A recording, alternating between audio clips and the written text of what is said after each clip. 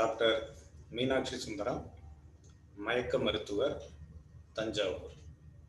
திருப்பாவை பாசுரம் 6. புல்லும் சிலம்பினகான் புல்லரையன் கோவிலில் வெள்ளை விரிசங்கின் பேரரவம் கெட்டிலையோ, உள்ளாய் எழுந்திராய் பேய்முலை நஞ்சுண்டு கள்ளச்சகடம் கலக்களிய காலோச்சி வெள்ளத்தரவில் துயிலமர்ந்த வித்தினை உள்ளத்துக்கொண்டு முனிவர்களும் யோகிகளும் மெல்ல எழுந்து அரி என்ற பேரரவம் உள்ளம் புகுந்து குளிர்ந்தேலோர் எம்பாவாய். இதை எளிய நடையில் நான் எழுதிய கவிதை.